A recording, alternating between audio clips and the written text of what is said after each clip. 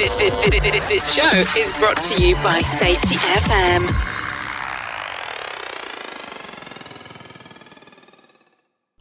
The following program is rated for mature audiences and may contain adult language, adult situations, and frank safety discussions. The names and certain details have been changed to protect the safe and the unsafe, but believe me, every item in here is true. Wow, I didn't know that they still issued stuff on paper. And handwritten, to say the least.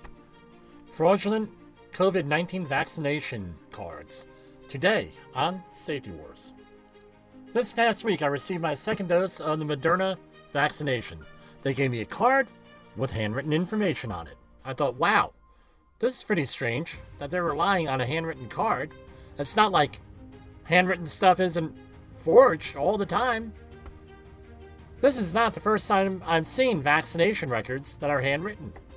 When I was in graduate school, there was an outbreak of some illness and everybody on campus had to produce their vaccination records. I had been born and raised in New Jersey, attended New Jersey schools exclusively, and relied on my mother's records from the 1970s that were handwritten on cards and forms. The campus health office rejected all the records because they were on paper and handwritten.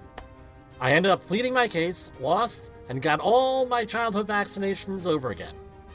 The proof that I presented was a typed letter from my doctor saying that I got all these vaccinations a second time. That easily could have been forged, but guess what? Campus accepted it. Fast forward 20 years later. We have COVID-19 that has killed over 600,000 people to date in this country alone. What am I handed? A paper handwritten card. For the heck of it, this morning before church, I Googled the card and some information that was on the card and found a government website where you can download the card for free. You don't have to buy it on the dark web. So with this card, it's supposed to be our proof of vaccination so we can get back to a more normal life at a certain point and reach this herd immunity. You talk about something being prone for abuse? Eventually, you're going to need proof of vaccination to be hired into certain workplaces. This has happened with OSHA outreach cards. The OSHA outreach cards for the 10-hour and 30-hour courses, which, by the way, we teach, had fraudulent cards going around for decades. So what happened was OSHA put in safeguards, rightly so, with QR codes and some other things in them, so you can verify, anyone could verify, whether that card's authentic. Even safety training certificates, like the 40-hour HAZWOPER certificates, which, by the way, we also teach, have serial numbers. We're not required to have them, but the government recommends them right in the regulation. The government issues driver's licenses, passports, and all other forms of identification that are somewhat secure. So we have 5,000 workplace deaths a year, somewhere over 2.5 million injuries. The cards are used as basically a working papers or a work permit in a lot of communities. And all this other stuff, they put in all this effort for safety training. Why aren't they putting it in for this COVID-19 vaccination thing?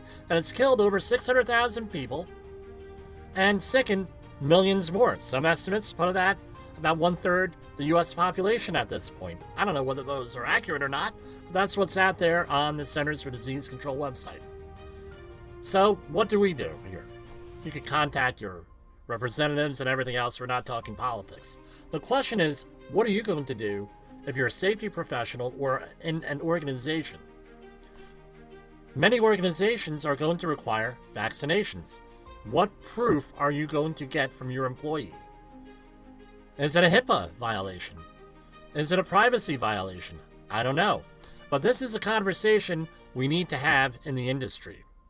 For Safety Wars, this is Jim Posel. The views and opinions expressed on this podcast are those of the host and its guest and do not necessarily reflect the official policy or position of the company. Examples of analysis discussed within this podcast are only examples. They should not be utilized in the real world as the only solution available, as they are based only on very limited and dated open source information. Assumptions made within this analysis are not reflective of the position of the company. No part of this podcast may be reproduced, stored in a retrieval system, or transmitted in any form or by any means, mechanical, electronic, recording, or otherwise, without prior written permission of the creator of the podcast, Jay Allen.